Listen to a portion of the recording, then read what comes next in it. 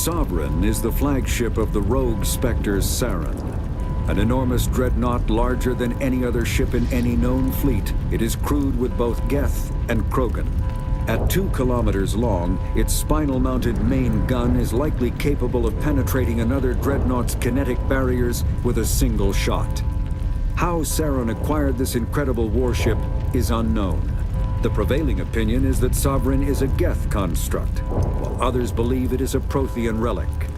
Its design, however, hints at a more alien and mysterious origin. The attack on Eden Prime demonstrated Sovereign's ability to generate mass effect fields powerful enough to land on a planetary surface. This implies it has a massive Element Zero core and the ability to generate staggering amounts of power. The Normandy is a prototype starship developed by the Human Systems Alliance with the assistance of the Citadel Council. It is optimized for scouting and reconnaissance missions in unstable regions using state-of-the-art stealth technology. For most ships, the heat generated through standard operations is easily detectable against the absolute zero background of space. The Normandy, however, is able to temporarily sink this heat within the hull. Combined with refrigeration of the exterior hull, the ship can travel undetected for hours or drift passively for days of covert observation. This is not without risk.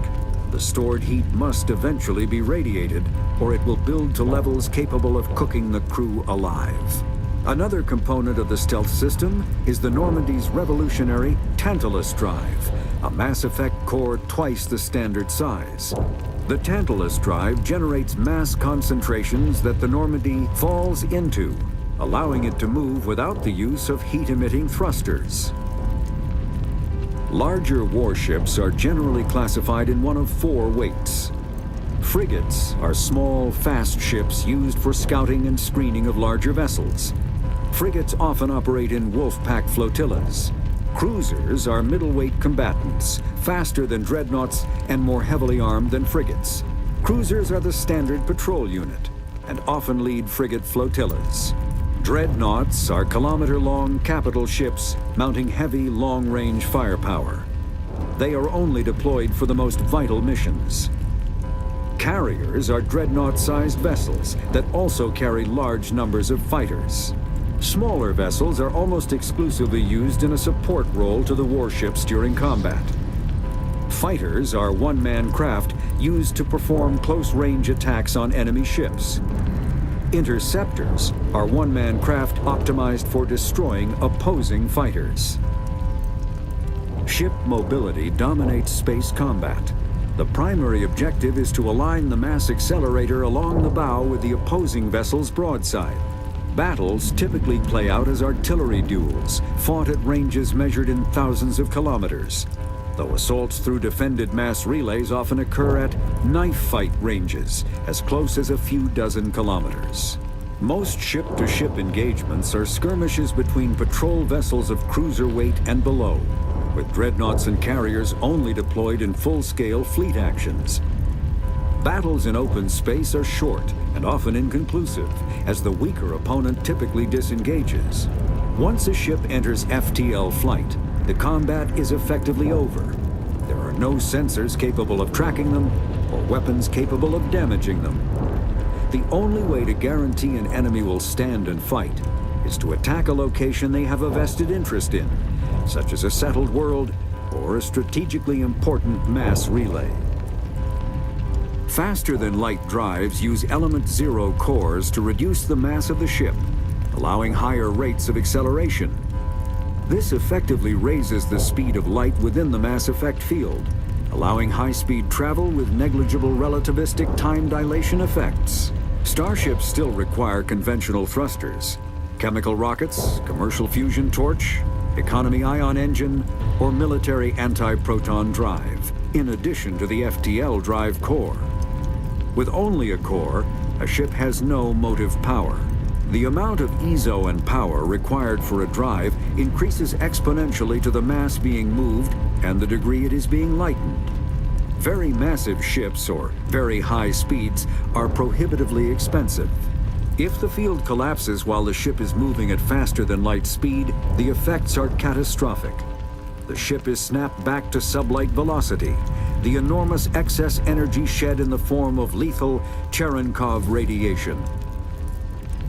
The Mako infantry fighting vehicle was designed for the System Alliance's frigates. Though the interior is cramped, an M35 is small enough to be carried in the cargo bay and easily deployed on virtually any world. With its turreted 155mm mass accelerator and coaxially mounted machine gun, the Mako can provide a fire team with weapon support as well as mobility. Since Alliance Marines may be required to fight on any world, the Mako is environmentally sealed and equipped with microthrusters for use on low-gravity planetoids. The Mako is powered by a sealed hydrogen-oxygen fuel cell and includes a small Element Zero core. While not large enough to nullify the vehicle's mass, the core can reduce it enough to be safely airdropped. When used in conjunction with thrusters, it also allows the Mako to extricate itself from difficult terrain.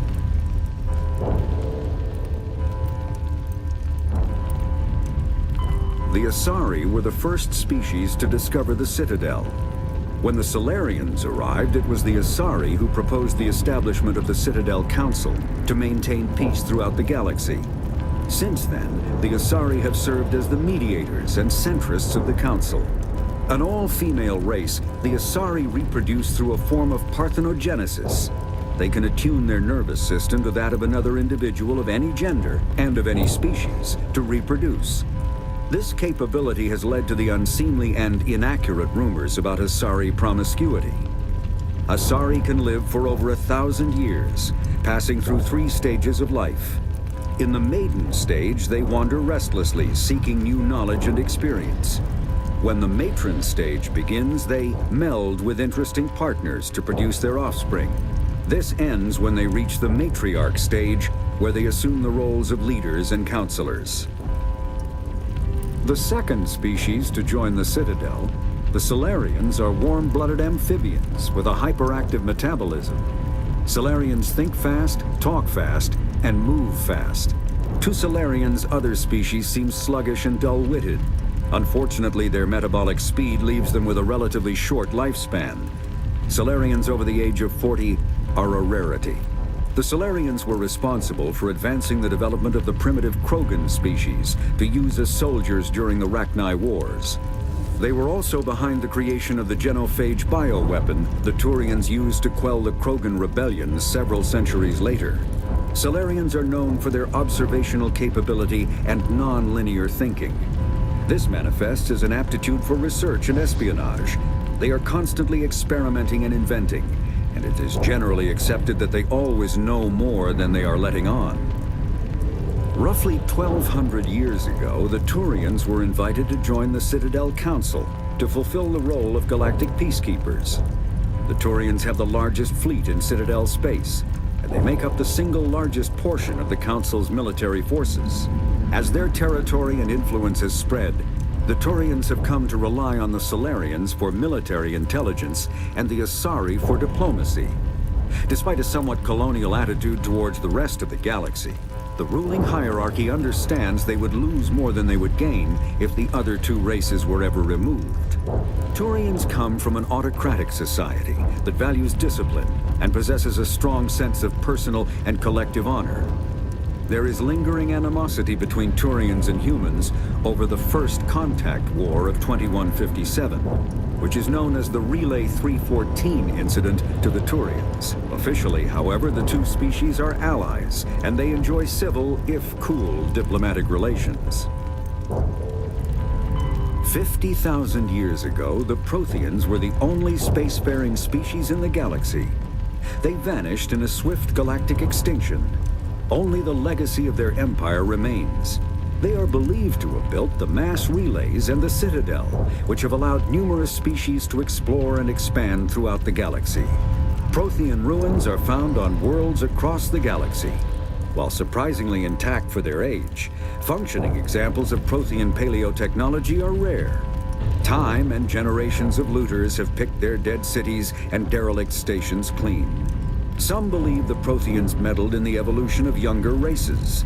The Hanar homeworld of Kaje, for example, shows clear evidence of former Prothean occupation. The presence of a former Prothean observation post on Mars has caused a rebirth of interventionary evolutionists among humans. These individuals believe the god myths of ancient civilizations are misremembered encounters with aliens. Though now extinct, the Rachni once threatened every species in Citadel space. Over 2,000 years ago, explorers foolishly opened a mass relay to a previously unknown system and encountered something never seen before or since, a species of spacefaring insects guided by a hive mind intelligence. Unfortunately, the Rachni were not peaceful, and the galaxy was plunged into a series of conflicts known as the Rachni Wars. Attempts to negotiate were futile, as it was impossible to make contact with the hive queens that guided the race from beneath the surface of their toxic home world. The emergence of the Krogan ended the Rachni Wars. Bred to survive the harshest environments, the Krogan were able to strike at the queens in their lairs and reclaim conquered Council worlds. But when Krogan fleets pressed them back to their homeworld, the Rachni refused to surrender, and the Krogan eradicated them from the galaxy. After the Geths secure a location, they round up and impale dead and living bodies on mechanical spikes. The spikes rapidly transform these victims into withered husks, extracting water and trace minerals, and replacing them with cybernetics. The cybernetics reanimate the lifeless flesh and tissue, transforming the bodies into mindless killing machines. Some Alliance soldiers refer to the husk-generating spikes as dragon's teeth, a reference to the mythological berserkers who sprang up from the earth wherever the teeth of the dragon Eris were planted.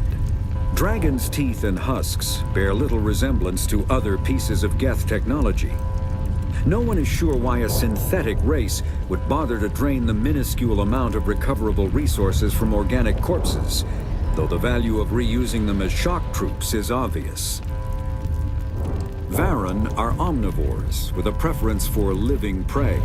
Originally native to the Krogan homeworld of Tuchanka, they are, like most life from Tuchanka, savage, clannish, and consummate survivors.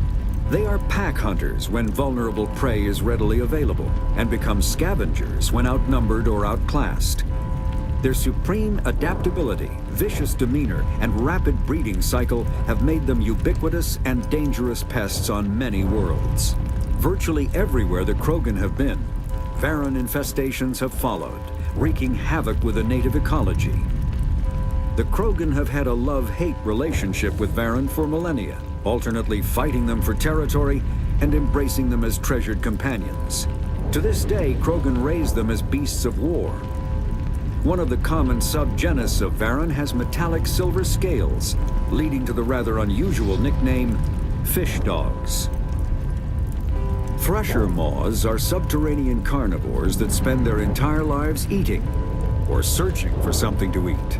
Threshers reproduce via spores that can lie dormant for millennia, yet are robust enough to survive prolonged periods in deep space and atmospheric re-entry. As a result, thresher spores appear on many worlds, spread by previous generations of space travelers. The body of a thresher never entirely leaves the ground. Only the head and tentacles erupt from the earth to attack. In addition to physical attacks, threshers have the ability to project toxic chemicals and emit bursts of infrasound as a shockwave weapon. The Alliance first encountered threshers on the colony of Akuz in 2177. After contact was lost with the Pioneer team, Marine units were deployed to investigate. The shore parties were set upon by hungry threshers, and nearly the entire assault force was killed. Alliance forces recommend engaging threshers with vehicle-mounted heavy weapons. The Hanar are a Citadel species known for excessive politeness. They speak with scrupulous precision and take offense at improper language. Hanar that expect to deal with other species take special courses to help them unlearn their tendency to take offense at improper speech. All Hanar have two names. The face name is known to the world. The soul name is kept for use among close friends and relations. Hanar never refer to themselves in the first person in conversation with someone they know on a face-name basis. To do so is considered egotistical, so instead they refer to themselves as this one, or the impersonal it. Their homeworld, Kajay, has 90% ocean cover and orbits an energetic white star, resulting in a permanent blanket of cloud. Due to the presence of Prothean ruins on the world, many Hanar worship them, and Hanar myths often speak of an elder race that civilized them by teaching them language. When the Asari discovered the Citadel, they also discovered the Keepers, a docile, multi-limbed insect race that seemingly exists only to maintain and repair the Great Prothean Station. Early attempts to communicate with or study the Keepers were failures, and it is now illegal to interfere with or impede Keeper activity. Because they are completely non-threatening, Keepers have become virtually invisible to everyone else. Similarly, they seem indifferent to other species, except for their tendency to help new arrivals integrate themselves into the Citadel. No matter how many Keepers die due to old age, violence, or accident, they maintain a constant number. No one has discovered the source of new Keepers, but some hypothesize they are genetic constructs, biological androids created somewhere deep in the inaccessible core of the Citadel itself. In the early 2160s, the Alliance began aggressive colonization of worlds in the Skyllian Verge, much to the dismay of the Batarians, who had been developing the region for several decades. In 2171, the Batarians petitioned the Council to declare the Verge a zone of Batarian interest. The Council refused, however, declaring unsettled worlds in the region open to human colonization. In protest, the Batarians closed their Citadel embassy and severed official diplomatic relations with the Council, effectively becoming a rogue state. They instigated a proxy war in the Verge by funneling money and weapons to criminal organizations, urging them to strike at human colonies. Hostilities peaked with the Skyllian Blitz of 2176, an attack on the human capital of Elysium by Batarian-funded pirates and slavers. In 2178, the Alliance retaliated with a crushing assault on the moon of Torfin, long used as a staging base by Batarian-backed criminals. In the aftermath, the Batarians retreated into their own systems and are now rarely seen in Citadel space. The Volus are a member species of the Citadel with their own embassy, but they are also a client race of the Turians. Centuries ago, they were voluntarily absorbed into the hierarchy, effectively trading their mercantile prowess for Turian military protection.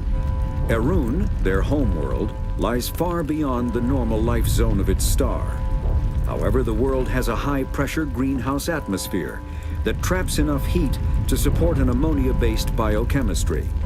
As a result, the Volus must wear pressure suits and breathers when dealing with other species, as conventional nitrogen-oxygen air mixtures are poisonous to them, and in the low-pressure atmospheres tolerable to most species, their flesh will actually split open.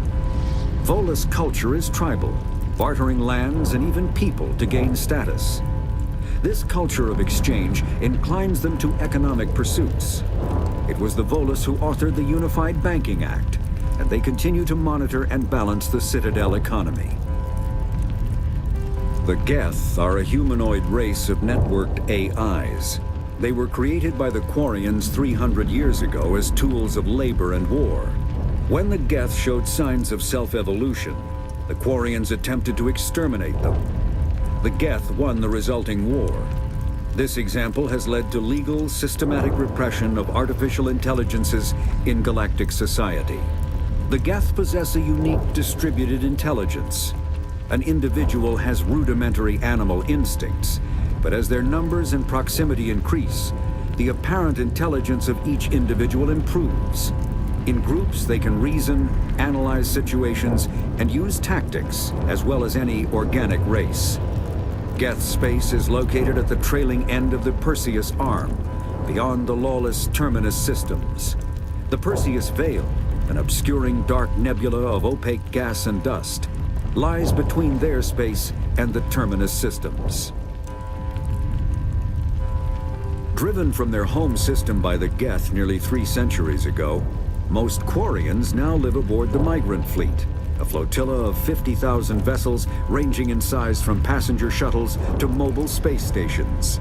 Home to 17 million Quarians, the flotilla understandably has scarce resources. Because of this, each Quarian must go on a rite of passage known as the pilgrimage when they come of age.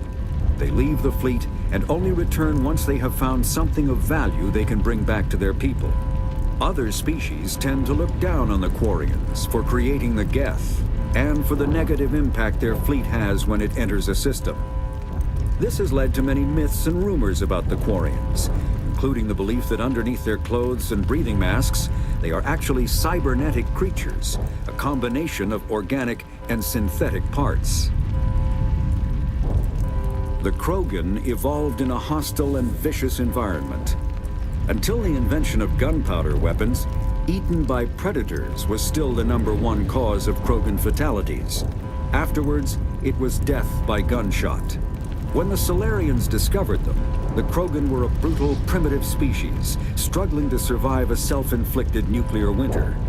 The Solarians culturally uplifted them, teaching them to use and build modern technology, so they could serve as soldiers in the Rachni War.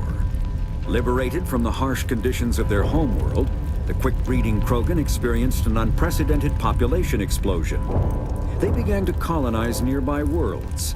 Even though these worlds were already inhabited, the Krogan rebellions lasted nearly a century, only ending when the Turians unleashed the Genophage, a Solarian-developed bioweapon that crushed all Krogan resistance. The Genophage makes only 1 in 1,000 pregnancies viable, and today the Krogan are a slowly dying breed. Understandably, the Krogan harbor a grudge against all other species, especially the Turians. The Elcor are a citadel species native to the high-gravity world Dakuna. They are massive creatures, standing on 4 muscular legs for increased stability. Elcor move slowly, an evolved response to an environment where a fall can be lethal. This has colored their psychology, making them deliberate and conservative. Elcor's speech is ponderous and monotone. Among themselves, scent, slight movements, and sub-vocalized infrasound convey shades of meaning that make a human smile seem as subtle as a fireworks display. Since their subtlety can lead to misunderstandings with other species, the Elcor often go out of their way to clarify when they are being sarcastic, amused, or angry. Dakuna's high gravity impedes mountain formation. Most of the world consists of flat, open plains, which prehistoric Elcor wandered across in small family bands. Modern Elcor still prefer open sky, and can become restless and uncomfortable on long starship journeys. Combat hard suits use a dual-layer system to protect the wearer. The inner layer consists of fabric armor with kinetic padding. Areas that don't need to be flexible, such as the chest or shins, are reinforced with sheets of lightweight, ablative ceramic. The outer layer consists of automatically generated kinetic barriers. Objects traveling above a certain speed will trigger the barrier's reflex system and be deflected, provided there is enough energy left in the shield's power cell. Armored hardsuits are sealable to protect the wearer from extremes of temperature and atmosphere. Standard equipment includes an onboard mini-frame and a communications, navigation, and sensing suite. The mini-frame is designed to accept and display data from a weapon's smart targeting system to make it easier to locate and eliminate enemies. Kinetic barriers, more commonly called shields, provide protection against most mass accelerator weapons. Whether on a starship or a soldier's suit of armor, the basic principle remains the same. Kinetic barriers are repulsive mass effect fields, projected from tiny emitters. These shields safely deflect small objects traveling at rapid velocities. This affords protection from bullets and other dangerous projectiles, but still allows the user to sit down without knocking away their chair. The shielding afforded by kinetic barriers does not protect against extremes of temperature, toxins, or radiation. All modern infantry weapons, from pistols to assault rifles, use micro-scaled mass accelerator technology. Projectiles consist of tiny metal slugs suspended within a mass-reducing field, accelerated by magnetic force to speeds that inflict kinetic damage. The ammo magazine is a simple block of metal. The gun's internal computer calculates the mass needed to reach the target based on distance, gravity, and atmospheric pressure, then shears off an appropriate-sized slug from the block. A single block can supply thousands of rounds, making ammo a non-issue during any engagement. Top-line weapons also feature smart targeting that allows them to correct for weather and environment. Firing on a target in a howling gale feels the same as it does on a calm day at the practice range. Smart targeting does not mean a bullet will automatically find the mark every time the trigger is pulled. It only makes it easier for the marksman to aim. Medigel is a common medicinal salve used by paramedics, EMTs, and military personnel. It combines several useful applications: a local anesthetic, disinfectant, and clotting agent all in one. Once applied, the gel is designed to grip tight to flesh until subjected to a frequency of ultrasound. It is sealable against liquids, most notably blood, as well as contaminants and gases. The gel is a genetically engineered bioplasm created by the CERTA Foundation, a medical technology megacorp based on Earth. Technically, Medigel violates council laws against genetic engineering, but to date, it has proved far too useful to ban. A mass accelerator propels a solid metal slug using precisely controlled electromagnetic attraction and repulsion. The slug is designed to squash or shatter on impact, increasing the energy it transfers to the target. If this were not the case, it would simply punch a hole right through, doing minimal damage. Accelerator design was revolutionized by Element Zero. A slug lightened by a mass effect field can be accelerated to greater speeds, permitting projectile velocities that were previously unattainable. If accelerated to a high enough velocity, a simple paint chip can impact with the same destructive force as a nuclear weapon. However, mass accelerators produce recoil equal to their impact energy. This is mitigated somewhat by the mass effect fields that rounds are suspended within. But weapon recoil is still the prime limiting factor on slug velocity. There are between 2 and 400 billion stars in the galaxy, and less than 1% of them have ever been visited or had their systems properly surveyed. Humanity's early expansion into the Attican Traverse was haphazard, a desperate race to claim habitable planets where populations can be economically settled. Ignored in the wake of this land grab were thousands of less hospitable worlds, each potentially rich with industrial resources. The wealth of entire solar systems lies untapped, waiting for corporate survey teams or independent pioneers to discover and exploit them. However, this is not an easy task. In addition to the environmental hazards, the fact that uncharted worlds are largely ignored makes them popular bases for criminals, revolutionaries, cults, and others who wish to remain unnoticed by galactic society. Vermeer is a lush world located on the frontier of the Attican Traverse. Its vast seas and orbital position on the inner life zone have created a wide equatorial band of humid, tropical terrain. Only the political instability of the region has impeded efforts at colonization. Many times the Citadel has opened negotiations to settle Vermeer with various criminal gangs and petty dictatorships in the nearby terminus systems. All fell apart due to internal power shifts within the opposing parties. The Citadel has written off the colonization of Vermeer as impossible without significant political change. The terminus powers themselves are unlikely to ever settle Vermeer. Most lack the resources to support settlement of a virgin world, finding it more expedient to steal from their neighbors than build for themselves. Like the ancient human city of Troy, Ilos is a world known only through second-hand sources. References to Ilos have been found at several other Prothean ruins, though direct study of the world is unlikely to occur. Ilos lies in a remote area of the terminus systems, only accessible by the legendary Mu relay. 4,000 years ago, the Mu relay was knocked out of position by a supernova and lost. Since then, Ilos and its cluster have been inaccessible. Occasionally, a university will organize an expedition to chart a route to Ilos using conventional FTL drive. These never get beyond the planning stages due to the distance and danger. The journey could take years or decades, passing through the hostile terminus systems and dozens of unexplored systems. Noveria is a cool, rocky world with most of its hydrosphere locked up in massive glaciers.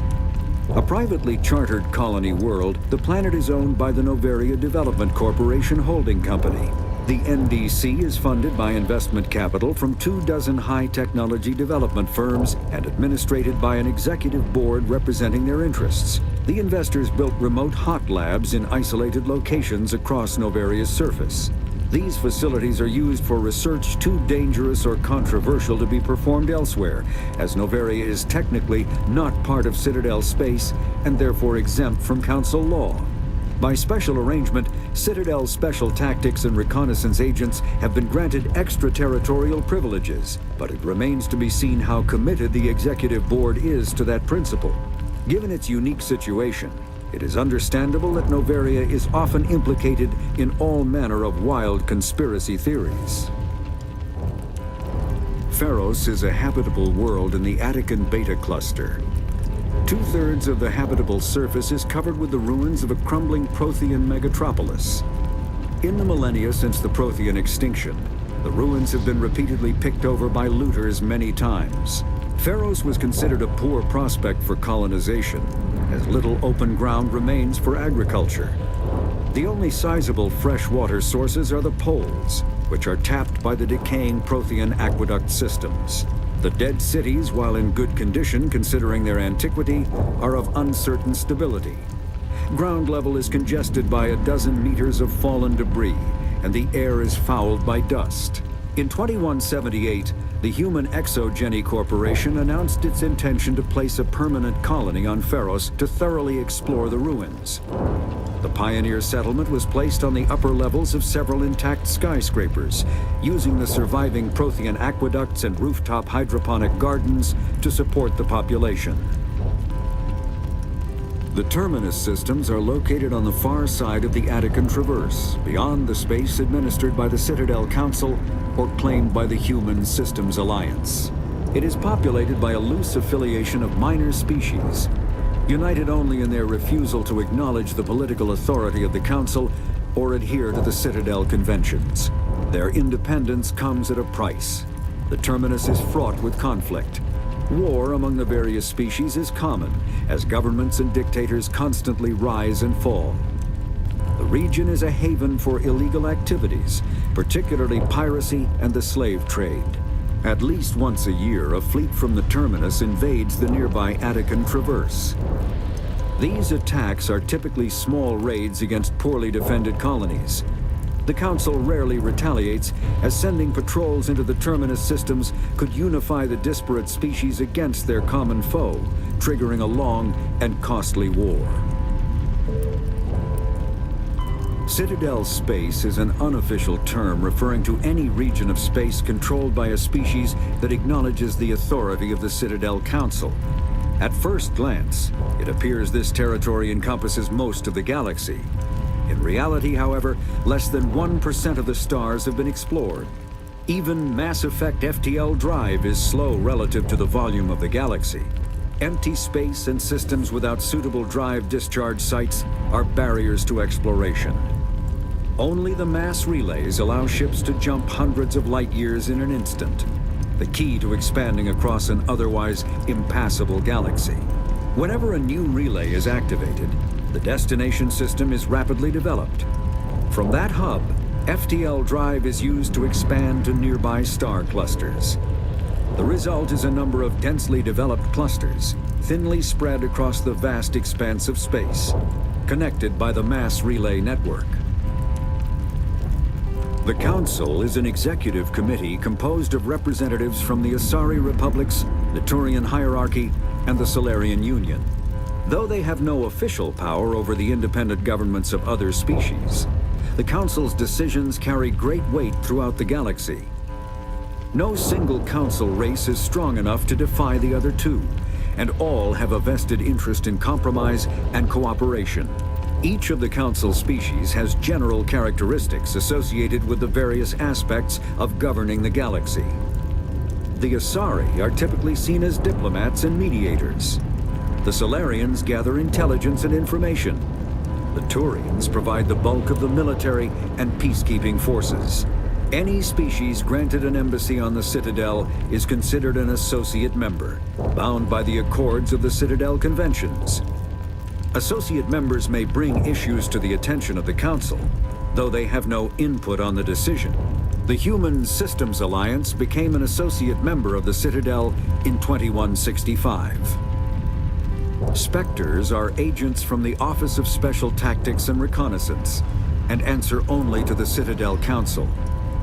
They are elite military operatives, granted the authority to deal with threats to peace and stability in whatever way they deem necessary. They operate independently or in groups of 2 or 3. Some are empathetic peacekeepers, resolving disputes through diplomacy. Others are cold-blooded assassins, ruthlessly dispatching problem individuals. All get the job done one way or another, often operating outside the bounds of galactic law. The Spectres were founded after the Solarians joined the Council. For many years they operated in secrecy as backroom problem solvers. Only after the Krogan rebellions did their activities become publicized. Assignment of a Spectre is less contentious than a military deployment, but makes it clear that the Council is concerned about a situation. The Citadel is an ancient deep space station, presumably constructed by the Protheans. Since the Prothean extinction, numerous species have come to call the Citadel home. It serves as the political, cultural, and financial capital of the galactic community. To represent their interests, most species maintain embassies on the Presidium, the Citadel's inner ring. The Citadel Tower in the center of the Presidium holds the Citadel Council chambers. Council affairs often have far-reaching effects on the rest of the galactic community. 5 arms, known as the wards, extend from the Presidium. Their inner surfaces have been built into cities, populated by millions of inhabitants from across the galaxy. The Citadel is virtually indestructible. If attacked, the station can close its arms to form a solid, impregnable shell. For as long as the station has existed, an enigmatic race called the Keepers has maintained it. Biotics is the ability of rare individuals to manipulate dark energy and create mass effect fields through the use of electrical impulses from the brain. Intense training and surgically implanted amplifiers are necessary for a biotic to produce mass effect fields powerful enough for practical use. The relative strength of biotic abilities varies greatly among species and with each individual. There are 3 branches of biotics. Telekinesis uses mass-lowering fields to levitate or impel objects. Mass-raising kinetic fields are used to block or pin objects. Spatial distortion uses rapidly shifting mass fields to shred objects. Most organic species are capable of developing biotic abilities, though there are risks involved. Biotics are the result of an in utero exposure to element 0. This usually causes fatal cancers in the victim, but in rare cases, it coalesces into nodules within the fetus's developing nervous system. A virtual intelligence is an advanced form of user interface software. VIs use a variety of methods to simulate natural conversation, including an audio interface and an avatar personality to interact with. Although a VI can provide a convincing emulation of sentience, they are not self-aware, nor can they learn or take independent action. VIs are used as operating systems on commercial and home computers. Minimal VI agents are also available. Agents are compact and specialized. Some serve as personal secretaries, filtering calls and scheduling meetings based on user-defined priorities. Others are advanced search engines, propagating themselves across the extranet to collate user-requested data. Commercial VIs in a variety of stock personalities are available at any software retailer. Boutique firms and hobbyists also build unique VIs to personal specification. Although software emulation of living personalities is illegal, reconstructions of famous historical figures are common. An artificial intelligence is a self-aware computing system capable of learning and independent decision-making.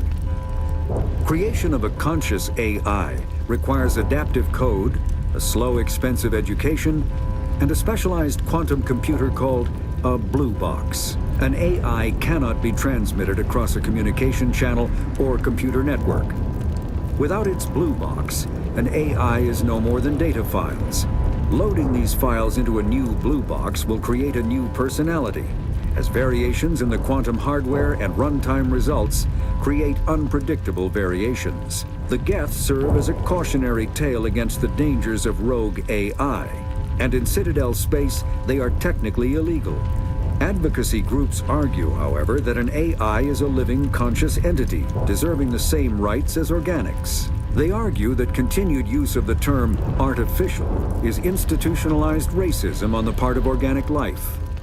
The term synthetic is considered the politically correct alternative. When subjected to an electrical current, the rare material dubbed Element Zero, or EZO, emits a dark energy field that raises or lowers the mass of all objects within it. This mass effect is used in countless ways, from generating artificial gravity to manufacturing high-strength construction materials. It is most prominently used to enable faster-than-light space travel. EZO is generated when solid matter, such as a planet, is affected by the energy of a star going supernova. The material is common in the asteroid debris that orbits neutron stars and pulsars. These are dangerous places to mine, requiring extensive use of robotics, telepresence, and shielding to survive the incredible radiation from the dead star. Only a few major corporations can afford the setup costs required to work these primary sources. Humanity discovered refined Element Zero at the Prothean Research Station on Mars, allowing them to create mass effect fields and develop FTL travel. Element Zero can increase or decrease the mass of a volume of space-time when subjected to an electrical current. With a positive current, mass is increased. With a negative current, mass is decreased. The stronger the current, the greater the magnitude of the dark energy mass effect. In space, low-mass fields allow FTL travel and inexpensive surface-to-orbit transit. High-mass fields create artificial gravity and push space debris away from vessels. In manufacturing, low-mass fields permit the creation of evenly blended alloys, while high-mass compaction creates dense, sturdy construction materials. The military makes extensive use of mobility-enhancing technologies, with Mass Effect utilizing fighting vehicles standard frontline issue in most military forces. Mass Effect fields are also essential in the creation of kinetic barriers or shields to protect against enemy fire. Mass relays are feats of Prothean engineering advanced far beyond the technology of any living species. They are enormous structures scattered throughout the stars and can create corridors of virtually mass-free space, allowing instantaneous transit between locations separated by years or even centuries of travel using conventional FTL drives. Primary mass relays can propel ships thousands of light years, often from one spiral arm of the galaxy to another. However, they have fixed one-to-one connections. A primary relay connects to one other primary relay and nowhere else. Secondary relays can only propel ships across a few hundred light years. However, they are omnidirectional. A secondary relay can send a ship to any other relay within its limited range. There are many dormant primary relays whose corresponding twins have not yet been located. These are left inactive until their partner is charted, as established civilizations are unwilling to blindly open a passage that might connect them to a hostile species. Omni-tools are handheld devices that combine a computer microframe, sensor analysis pack, and manufacturing fabricator. Versatile and reliable, An Omni tool can be used to analyze and adjust the functionality of most standard equipment, including weapons and armor, from a distance. The fabrication module can rapidly assemble small three-dimensional objects from common reusable industrial plastics, ceramics, and light alloys. This allows for field repairs and modifications to most standard items, as well as the reuse of salvaged equipment. Omni tools are standard issue for soldiers and first-in colonists. The Systems Alliance is an independent supranational government representing the interests of humanity as a whole. The Alliance is responsible for the governance and defense of all extrasolar colonies and stations. The Alliance grew out of the various national space programs as a matter of practicality. Sol's planets had been explored and exploited through piecemeal national efforts. The expense of colonizing entire new solar systems could not be met by any one country. With humans knowing that alien contact was inevitable, there was enough political will to jointly fund an international effort. Still, the Alliance was often disregarded by those on Earth until the First Contact War. While the national governments dithered and bickered over who should lead the effort to liberate Shanxi, the Alliance fleet struck decisively. Post-war public approval gave the Alliance the credibility to establish its own parliament and become the galactic face of humanity. Humanity's first contact with an alien race occurred in 2157. At that time, the Alliance allowed survey fleets to activate any dormant mass relays discovered, a practice considered dangerous and irresponsible by Council-aligned races. When a Turian patrol discovered a human fleet attempting to activate a relay, they attacked. One human vessel survived, retreating to the colony of Shanxi. The Turians followed, quickly defeating the local forces. Shanxi was occupied, the first and to date only human world to be conquered by an alien species. The Turians believed the handful of ships they defeated represented the bulk of human defenses, so they were unprepared when the Second Fleet, under Admiral Castany Drescher, launched a strong counteroffensive, evicting them from Shanxi. The Turians mobilized for full-scale war, drawing the attention of the rest of the galaxy. The Council quickly intervened, forcing a truce.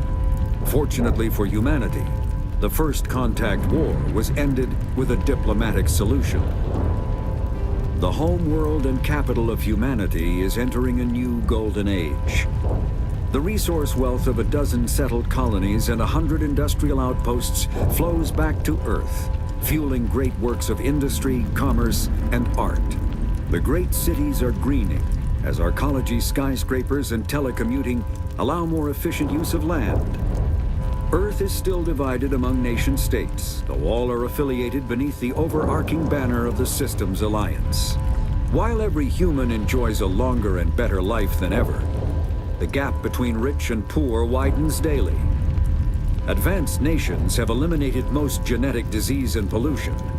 Less fortunate regions have not progressed beyond 20th century technology and are often smog-choked, overpopulated slums.